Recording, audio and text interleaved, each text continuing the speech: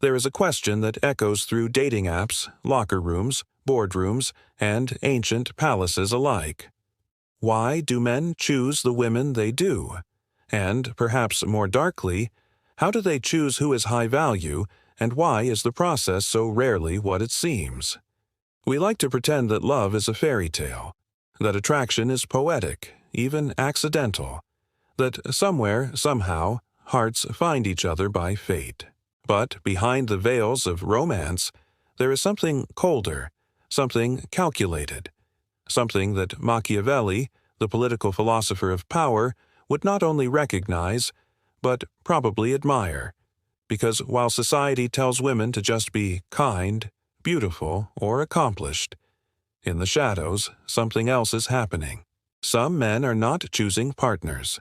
They are selecting symbols, social leverage, emotional tools, strategic allies, and sometimes disposable pleasures.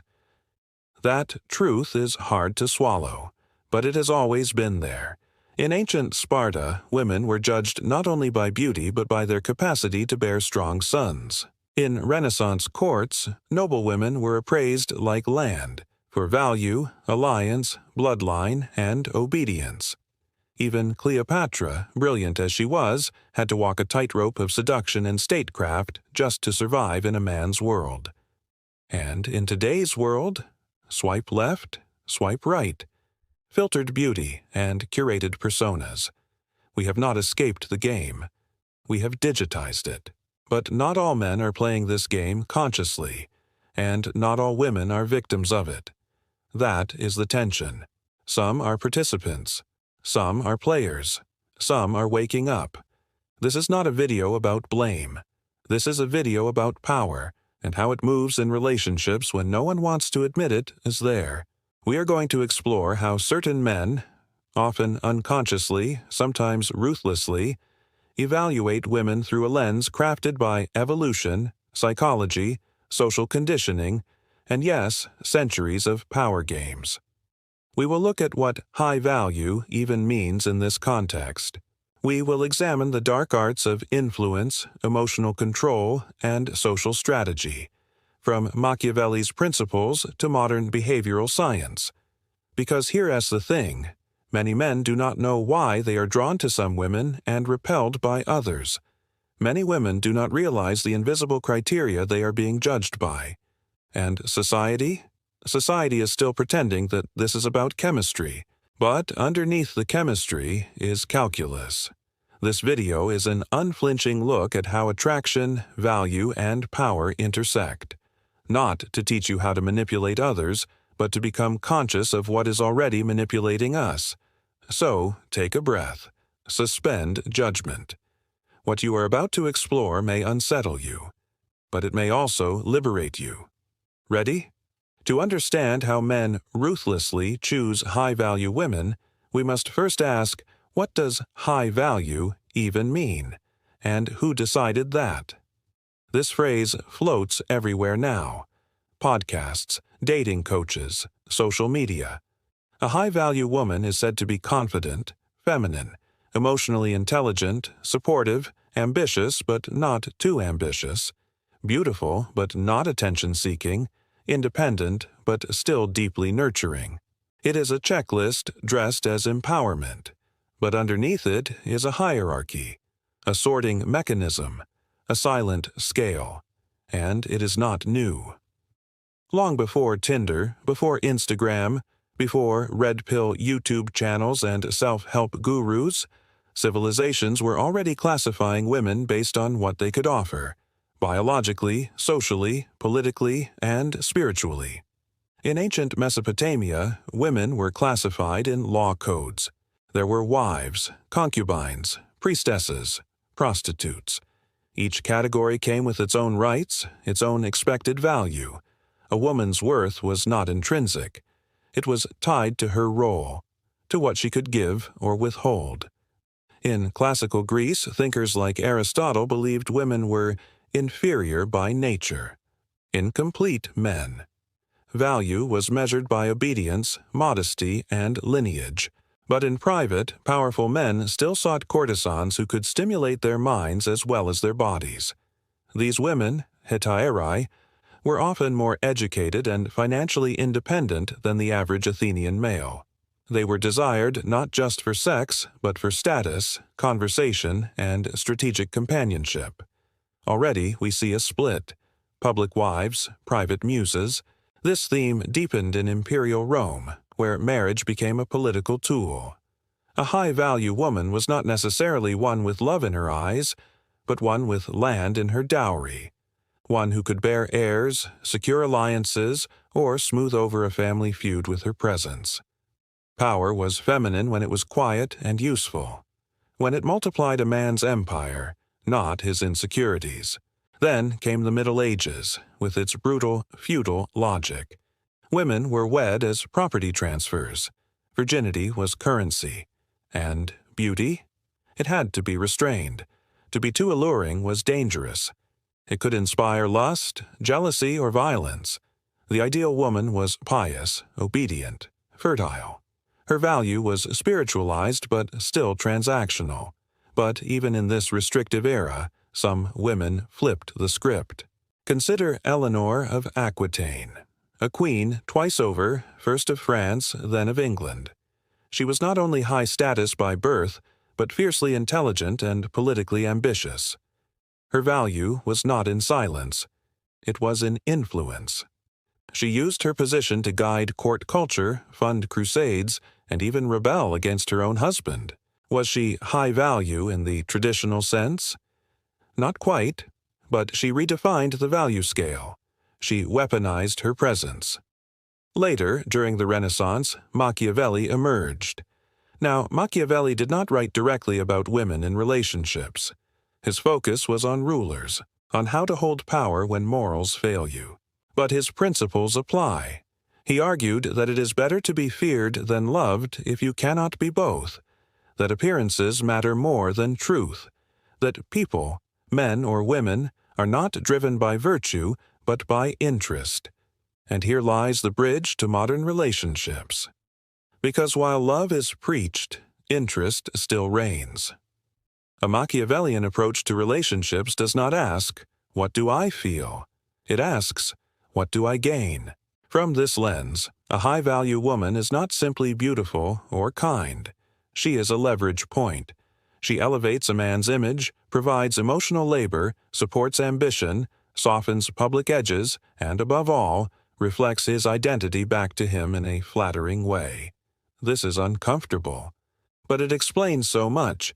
It explains why some men chase women who are emotionally unavailable, why others discard partners the moment they become too difficult, why admiration is sometimes valued more than love, why being desired is not always the same as being respected. In many ways, modern dating has only made these calculations more visible. We live in an attention economy, a world where perception is currency, where status can be built through who you date, who you're seen with, who praises you online. Social media has turned dating into a kind of marketing, and in that world, some men are not seeking partners. They are curating brands. This does not mean every man is consciously calculating, but the cultural script is written for them. Even evolutionary psychology contributes to this, suggesting that men have, for millennia, sought traits like youth, beauty, and fertility, because these signaled reproductive fitness. Meanwhile, women were said to seek strength, resources, and status, signs of survival potential. But what happens when survival is no longer the problem? When we are no longer hunter-gatherers, but knowledge workers? When women earn their own incomes, live longer, and have more choice? What happens to these evolutionary scripts? The truth is, they do not disappear. They adapt. They hide in new language. Instead of saying fertile, we say fit. Instead of obedient, we say feminine energy. Instead of status, we say ambition. But the hierarchy remains. The sorting continues. Today, a man might say he wants a woman who is supportive, not controlling, who inspires him, not challenges him. But underneath, what he often wants is security, validation, a partner who makes him feel powerful, even if she has to shrink to do it. This is not a critique of men. It is a critique of unconscious power, because women do this too, evaluating men based on hidden scripts, silent needs, and social conditioning. But in this video, we are focusing on the masculine gaze, not because it is worse, but because it is less examined. We are asking, how do men, often without realizing it, absorb centuries of power dynamics and turn them into preferences? How do historical systems, from aristocratic marriages to Machiavellian politics, still shape who gets chosen and why? And most importantly, how do we wake up to it without becoming cynical or manipulative ourselves? To answer that, we must now turn inward, to the realm of psychology, where ancient instincts, childhood patterns, media narratives, and inner wounds collide. Because the next layer is not just cultural or historical, it is deeply personal, and it is here that the shadows begin to speak. To truly understand how men choose, often ruthlessly, often unconsciously, we have to go beneath strategy and culture, into the psyche, into the places we rarely name, but always feel, because attraction is not just a preference, it is a pattern, and often it is a wound repeating itself. One of the most illuminating psychological frameworks here is attachment theory. Originally developed by John Bowlby and Mary Ainsworth, it describes how our early experiences with caregivers shape our adult relationships. There are secure types, those who love with confidence and trust. Then there are anxious types, those who crave closeness but fear abandonment. And avoidant types, those who crave independence but fear intimacy. Now, think about how this plays into the ruthless selection process. Many men with avoidant or anxious attachments are not choosing women. They are chasing nervous systems, familiar sensations, validation loops, a woman who makes them feel superior, safe, a woman who is emotionally unavailable, irresistible, a woman who mirrors a rejecting mother or emotionally cold father, familiar. This is not about cruelty. It is about survival patterns. Psychologically, we do not choose what is best for us. We choose what is known, until we become conscious. And in many men, especially those taught to suppress emotion, self-reflection does not come easy. The cultural conditioning around masculinity often rewards stoicism, dominance, achievement, vulnerability, emotional literacy, seen as weakness. So these men grow up not really knowing what they feel, only what they want, and what they want is usually shaped by invisible pressures. Consider social comparison theory, coined by Leon Festinger. It says we determine our own worth based on how we stack up against others. In the dating realm, this plays out brutally. A woman's value is not just what she brings emotionally, intellectually, or spiritually, but how she compares to other women a man sees online, in his social group, or in pornographic media. This comparison war makes high value feel like a game of escalation. More beauty, more mystery, less availability, more feminine energy, less masculine challenge. The rules keep shifting, and the players often don't know why they are playing. Let's go deeper. Psychologist Carl Jung spoke of anima and animus, the unconscious feminine within men, and the unconscious masculine within women. For a man to be whole, he must integrate his anima, not just project it. But when this integration fails, a man seeks external validation from women who represent his inner divide. He is not looking for a woman. He is looking for his missing piece, his lost softness, his repressed emotion, his poetic self, exiled in childhood. But here is the trap. If he has not done the inner work, he will demand that the woman carry his anima for him. He will idealize her, put her on a pedestal, crave her presence, and then resent her power. He will admire her beauty, and then punish her for it. He will want her energy, and then feel weak for needing it. The selection becomes ruthless not because he is cruel, but because he is fragmented. He cannot hold his own contradictions, so he finds a woman who seems to resolve them. And when she does not, he blames her, or discards her. Now, this is not just abstract psychology. These patterns are everywhere, in stories, in myths, in songs. Think of the sirens in Greek mythology, seductive voices calling men to their death. Or Helen of Troy, the woman whose face launched 1,000 ships. In both tales, the woman is not a person. She is a symbol, a disruption, a spell. Her value is not who she is, but what she stirs. And many modern men are still chasing sirens, emotionally intense, mysterious women who light up their inner chaos. Because part of them wants to be destroyed, wants to feel something, wants to escape numbness, even if it costs their peace. This is where dopamine-driven psychology comes in. The brain does not seek happiness. It seeks novelty and reward. High value, in a neurochemical sense, often means unpredictability. The woman who is hot and cold, present, then distant. This intermittent reinforcement creates obsession. It is not love, it is addiction. And addiction, in many men, is not to the woman, but to the feeling of being chosen, desired, elevated. Because underneath all the theories, there is often a scared boy who just wants to matter. A boy who was told to man up, to earn love, to compete, to conquer. And now he is choosing women not to love, but to win.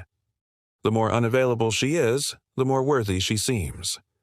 But what about when the woman is stable, emotionally grounded, mature? Often she is seen as nice but boring, because she does not activate the chaos. She does not mirror the wound. She invites healing, and that can feel threatening to a man still ruled by his unconscious.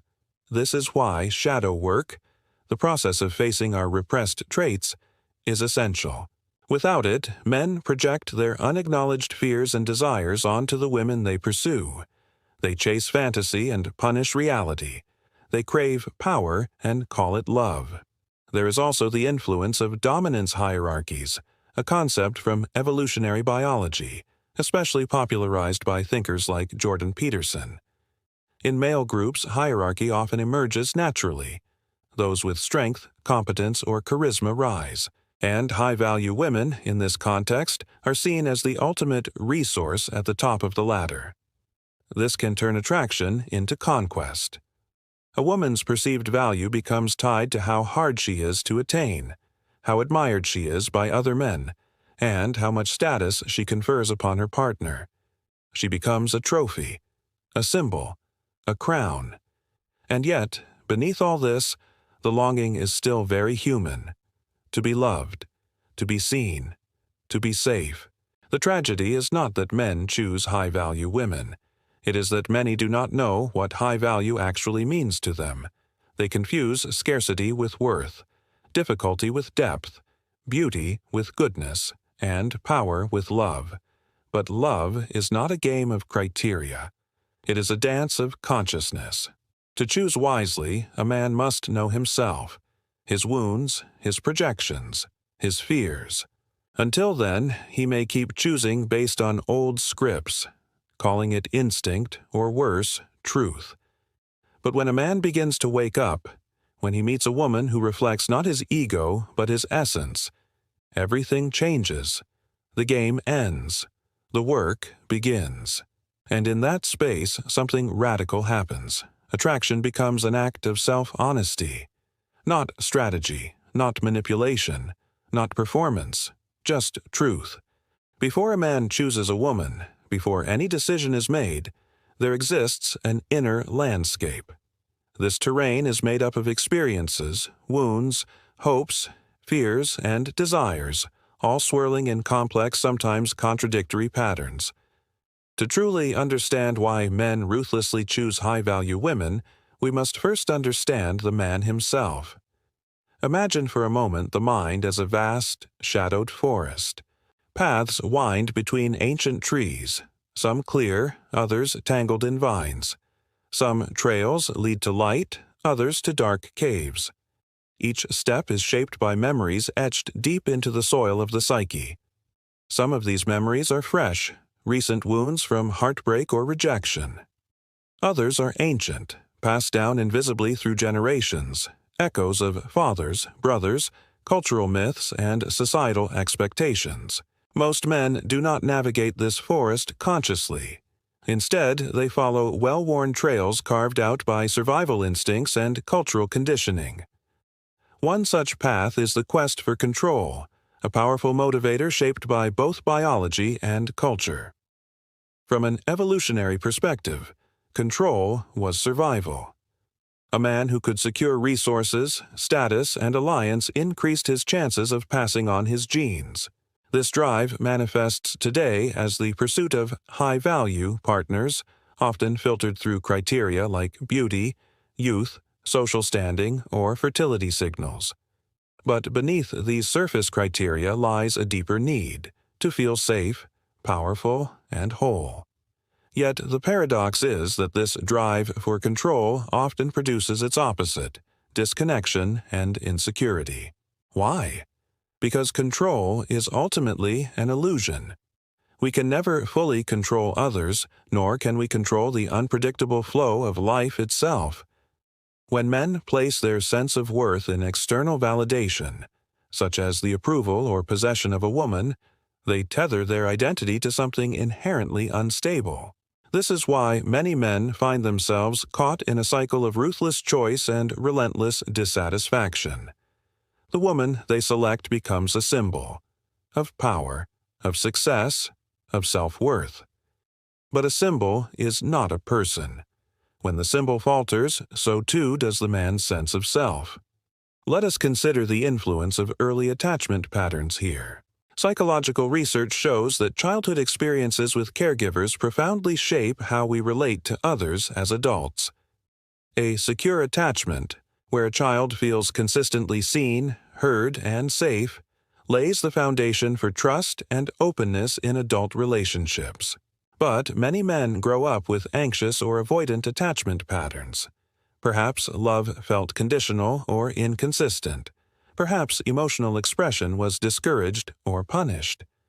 These early wounds can lead a man to unconsciously choose partners who confirm his fears, partners who are emotionally distant, challenging, or unavailable, recreating old pain in an attempt to master it.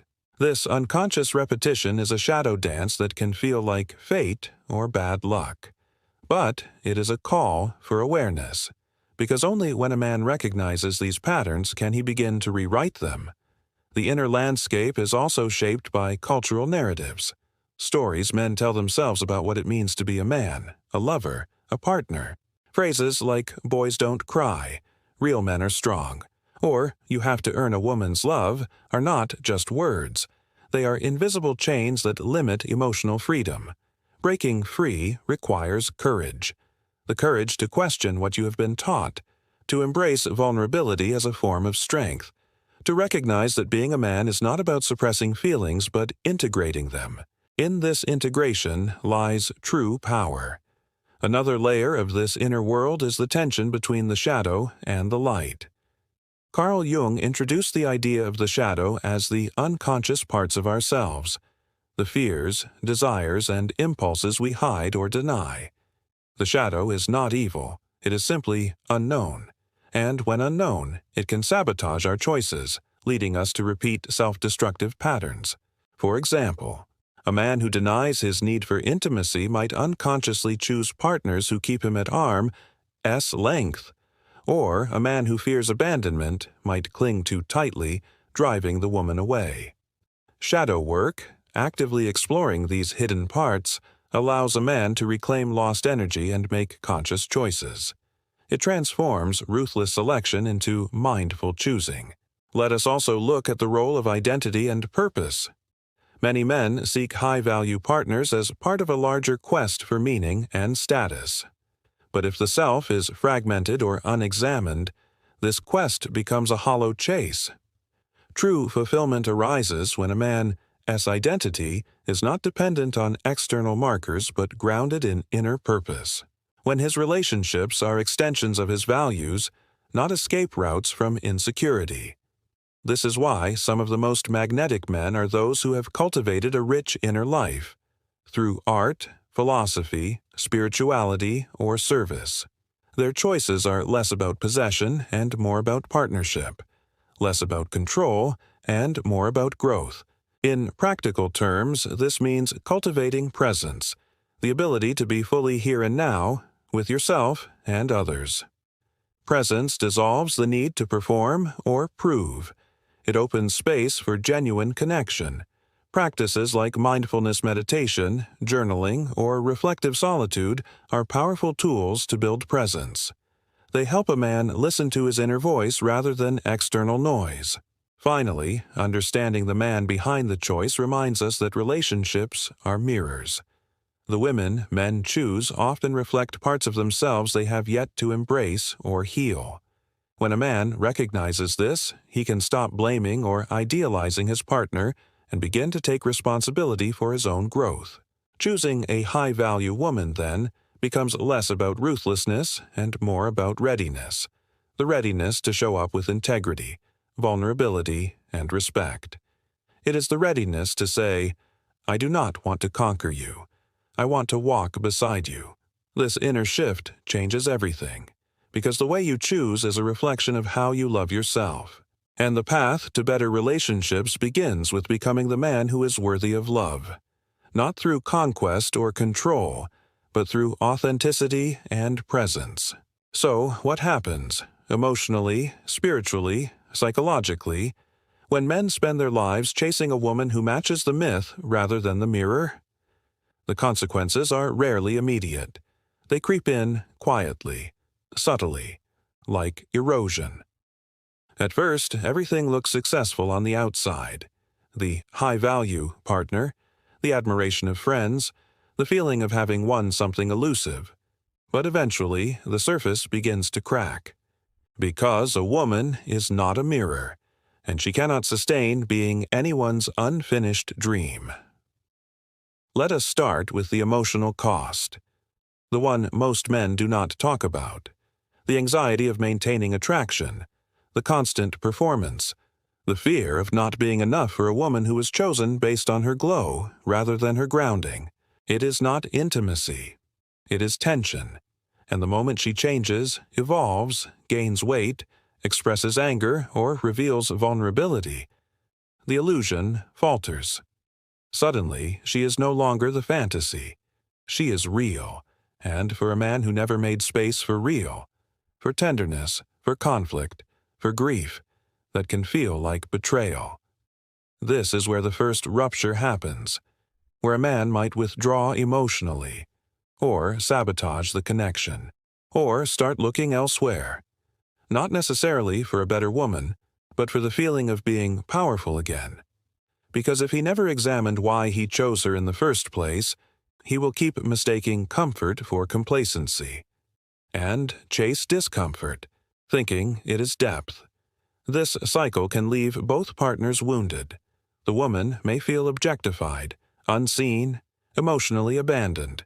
She may begin to question her own worth, not because she lost it, but because she was never chosen for her full self, only for the parts that fit a story. And the man, he becomes lonelier, more disconnected from his own heart. He begins to distrust women, not realizing he is projecting his own inauthentic choices onto them. Over time, this disconnection calcifies into cynicism, into bitterness, into a quiet sense that no one is ever enough. But beneath that lies grief. Grief for the self he never allowed to feel. Grief for the love he never knew how to receive.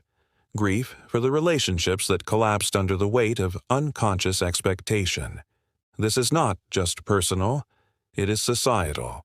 We live in a culture that rewards image over essence, that teaches men to earn love by becoming powerful and women to become lovable by being passive, beautiful, or endlessly adaptable. This creates a deep mismatch, a transactional script disguised as romance. And when men internalize this, they carry it into every domain of life. In their careers, they may choose partners who elevate their professional image but not their emotional well-being. They may feel pressure to maintain dominance, never showing weakness, never asking for support. Over time, this leads to burnout. Emotional isolation, a gnawing sense that they are surrounded but not connected. In their friendships, they may struggle to open up. Vulnerability becomes a threat, not a bridge. So instead of brotherhood, they build rivalry. Instead of emotional honesty, they share success stories. And underneath the bravado is a silent hunger, to be held, to be known, to be accepted beyond performance. In their spiritual life, if they have one, the cost is even deeper. A man who only knows how to chase power, including in relationships, struggles to surrender. And without surrender, there is no transcendence, no access to softness, to mystery, to grace. He may chase control, even in his prayers, and call it faith. These patterns echo across time. Think of the countless kings, emperors, and leaders who had everything: land, armies, empires, but still felt haunted. Caesar, Napoleon, Alexander. They surrounded themselves with beauty and power, yet many died feeling empty, paranoid, or betrayed. In ancient texts, this theme returns again and again. In Sufi poetry, the beloved is not a person, but a doorway. Rumi writes of longing for a presence that cannot be possessed. He speaks of the beloved who breaks you open, not to hurt, but to reveal. And in this context, to truly love is to let go of needing someone to complete you. But Machiavelli taught the opposite. If you cannot inspire love, at least inspire fear. If you cannot win devotion, secure loyalty through control. Many modern men are caught between these two models, the mystic and the strategist, the seeker and the schemer. And this inner conflict plays out in relationships. One part of them wants to be vulnerable, to feel safe enough to let someone in. Another part fears losing control, being exposed, appearing weak, so they choose women who validate their strength, not their softness. And they never truly arrive in the relationship, because their heart is half-shielded. This leads to chronic dissatisfaction. Even in moments of intimacy, there is a disconnection, a looking over the shoulder, a what-if in the mind, because the relationship was built on selection, not surrender.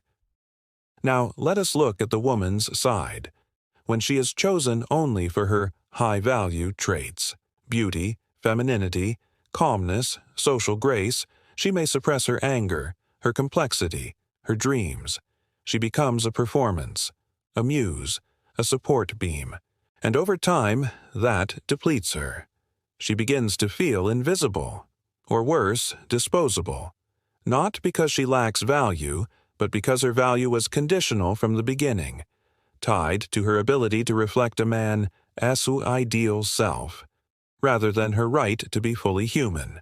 This can lead to resentment, depression, rage, or a spiritual awakening. Some women eventually step out of the script. They stop trying to be high value and start trying to be whole. But by then, the relationship may already be broken, not by malice, but by misrecognition. Two people who never truly saw each other, only the roles they thought they needed to play. So, what is the way out? It begins with awareness. A man must learn to ask deeper questions. Not, is she hot? Or is she submissive? Or, does she make me feel like a king? But rather, can I be fully myself with her? Does she challenge me to grow? Can we both rest in this connection without fear or performance? Because the measure of a high-value relationship is not the absence of conflict. It is the presence of truth. And that truth begins when a man stops trying to conquer and starts trying to connect.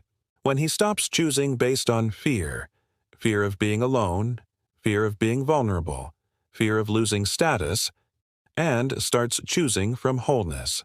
Because when he does, the game changes. Love stops being a transaction. It becomes a transformation. If the way men ruthlessly choose women is rooted in old wounds, unconscious drives, and cultural scripts, then the path forward lies in conscious unlearning and deeper self-mastery. It is not about quick fixes or formulas. It is about inner work, daily courage, and a willingness to step into the unknown parts of the self. The first step is self-awareness. This means waking up to the stories you tell yourself about women, love, and power.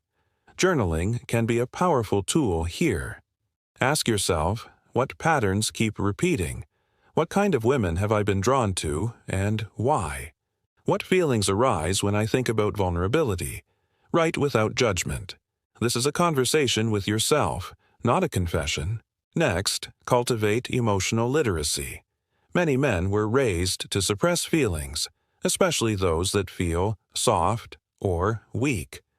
But emotional intelligence is not softness. It is strength in disguise. It is the ability to name what you feel, to sit with discomfort, and to communicate honestly. Therapy, coaching, or even simple daily check-ins with trusted friends can help develop this skill.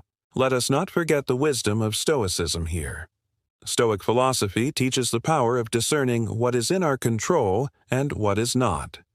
You cannot control a woman's choices or emotions, but you can control how you show up.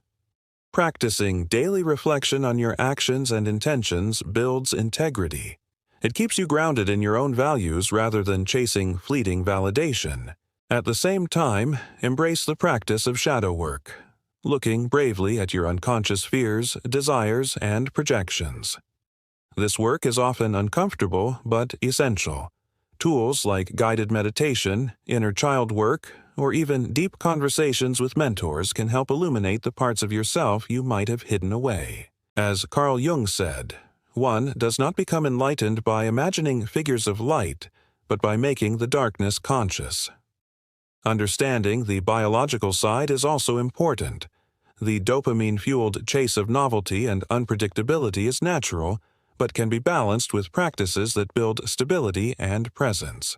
Mindfulness meditation, breath work, or simply slowing down conversations can help a man stay present instead of getting lost in fleeting highs. In relationships, practice radical honesty, not as a weapon, but as a bridge. This means sharing your fears, hopes, and mistakes openly. It means inviting your partner to do the same. Vulnerability creates connection. It transforms selection from a competitive game into a shared journey.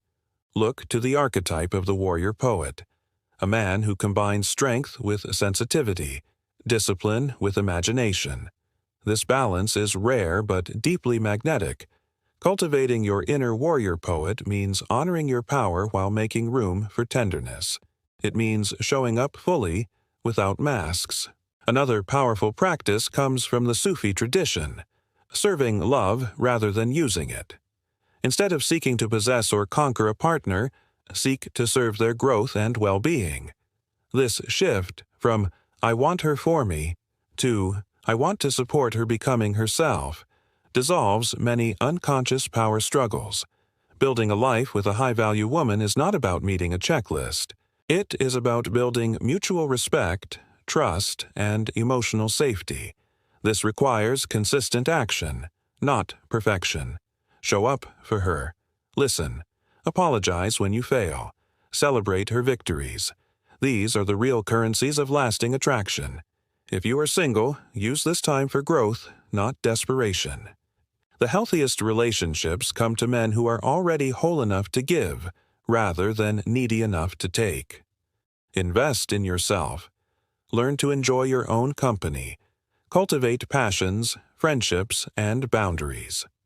And finally, remember that self-mastery is a lifelong journey. There will be setbacks. Old wounds will resurface. But each time you choose awareness over avoidance, connection over control, you rewrite your story. Imagine the kind of man who does not need to chase but can attract naturally, who chooses not out of fear but from fullness, who sees a woman not as a prize but as a partner, who understands that true power is not domination but integration. This man is not a myth. He is possible. he is within reach, and his choice, how he loves, who he loves, and why, becomes an art, a dark art transformed by light. We began this journey asking how men ruthlessly choose high-value women, tracing the shadows of power, desire, and ancient strategy that still shape our relationships today.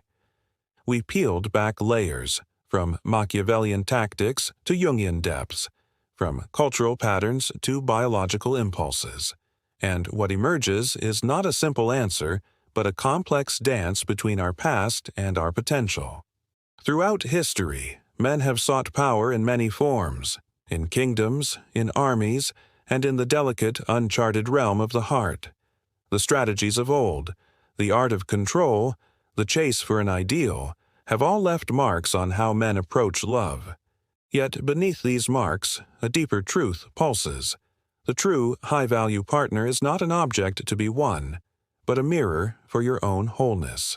This truth invites us to shift from ruthless selection to conscious choice, from fear-based pursuit to presence-based connection, from conquest to communion. You may ask, how do I begin?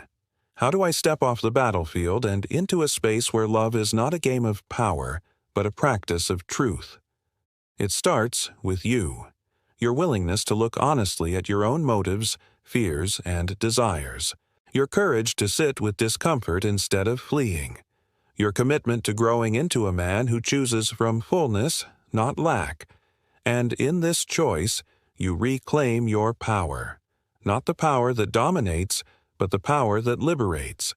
Because when a man chooses a woman not to complete himself, but to complement his journey, something rare and beautiful awakens. A relationship becomes a space where both can unfold their true selves, where strength meets softness, and where love is a shared adventure, not a conquest. This is the dark art Machiavelli hinted at, not the manipulation of others, but the mastery of self. The transformation of desire from a weapon into a bridge. So here is an invitation. Pause for a moment. Reflect on the stories you have inherited about love and value. Which of them serve you? Which of them bind you? Imagine what might happen if you began to choose differently, not based on fear or image, but on authenticity and courage. What kind of man would you become? What kind of love could you create? And as you walk this path, remember, you are not alone. Across centuries, men and women have grappled with these same questions. Their struggles, their wisdom, their failures and breakthroughs are woven into our collective story. By embracing this lineage, you step into a tradition of growth and transformation. You join those who dare to face their shadows, to choose with clarity, and to love with integrity. So, as this exploration closes, I leave you with this thought. What if the ruthless chooser became the mindful lover? What if power was not a tool for control, but a gateway to connection? What if your highest value was your willingness to be fully seen, and to see fully in return? The answer lies not in finding the perfect partner, but in becoming the man worthy of such a partnership. And that, perhaps, is the greatest art of all. If you have stayed with me through this exploration, thank you. This space we share is rare, a place where we can dive deep beneath surface appearances and ask the difficult questions about power, love, and what it means to truly choose. You see, this is not just a video. It is an invitation to step into your own power, to master the art of self-awareness, and to reclaim your capacity for authentic connection. Because when you understand the forces shaping your choices, you no longer have to be controlled by them. You become the author of your own story. Here, we explore not shallow advice or quick fixes, but the profound intersection of psychology, history, and human experience. Together, we reflect, learn, and grow. We challenge old narratives and open the door to new possibilities. Possibilities where strength meets vulnerability, where leadership is rooted in integrity, and where love is not a game of conquest, but a practice of presence. If you resonate with this journey, if you want to continue growing in emotional intelligence, reclaiming your personal power, and living with deeper purpose, then I invite you to subscribe. Join this community where curiosity meets courage and where we support each other in becoming more whole. Because the path to mastery is not a lonely road. It is a shared pilgrimage, and your voice, your insight, your presence matter. So, will you take the next step with us? Will you choose to look honestly, to feel deeply, and to love wisely? Together, we can transform the dark arts of power into the light of conscious connection. And in that transformation lies true freedom. Thank you for being here. I look forward to walking this path alongside you.